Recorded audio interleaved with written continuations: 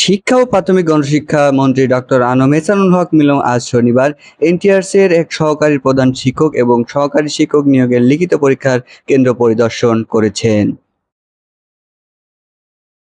নানা জটিলতা কাটিয়ে বেসরকারি শিক্ষক নিবন্ধন ও প্রত্যয়ন কর্তৃপক্ষ এনটিআরসি-এর উদ্যোগে প্রতিষ্ঠান প্রধান ও সহকারী প্রধান নিয়োগ পরীক্ষা শুরু হয়েছে।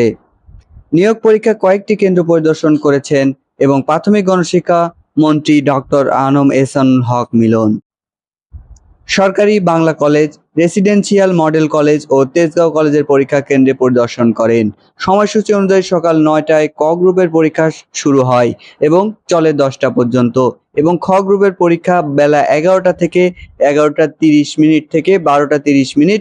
গ গ্রুপ পরীক্ষা শুরু ২টা থেকে ৪টা, ঘ গ্রুপ ৪টা থেকে ৪টা ৩০ মিনিট থেকে ৫টা থেকে ৫টা ৩০ মিনিট পর্যন্ত অনুষ্ঠিত হবে বলে জানা গেছে।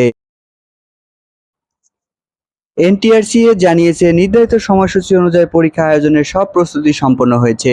পরীক্ষার্থীর প্রবেশপত্রে উল্লেখিত সময় অনুযায়ী যথাসময়ে কেন্দ্রে উপস্থিত থাকতে নির্দেশ দেওয়া হয়েছে।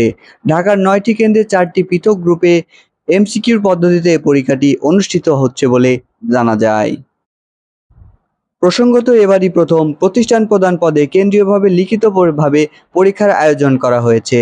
আগে এসব পদে লিখিত সংশ্লিষ্ট প্রতিষ্ঠানের ব্যবস্থাপনা কমিটির মাধ্যমে নিয়োগ দেওয়া হতো, যেখানে অনিয়ম, স্বজনপ্রীতি ও অর্থ লেনদেনের অভিযোগ দীর্ঘদিন ধরে আলোচনার শীর্ষে রয়েছিল। জানা গেছে, সর্বমোট ৯টি কেন্দ্রে এই প্রতিষ্ঠান প্রধান ও সহকারী শিক্ষক প্রধানের এই পরীক্ষাটি চলমান রয়েছে। সেখানে ৯টি কেন্দ্রগুলো হলো Lalmonirhat girls college, Tejgaon college, সরকারি মাদ্রাসা আলিয়া, college of applied human science, সরকারি Bangla college, government laboratory high school college এবং Dhaka residential model college, Lalmonirhat সরকারি মহিলা কলেজ ও বেগম বদরুন্নেসা সরকারি মহিলা কলেজে এই প্রতিষ্ঠান প্রধান এবং সহকারী প্রধানের নিয়োগ পরীক্ষাটি চলমান রয়েছিল। এই ছিল আজকের আপডেট ভিডিও। এর পরবর্তী আপডেট পেলে আমরা সবার আগে তুলে ধরবো। সেই আপডেট পেতে আমাদের এই চ্যানেলটি সাবস্ক্রাইব করে রাখার অনুরোধ রইল।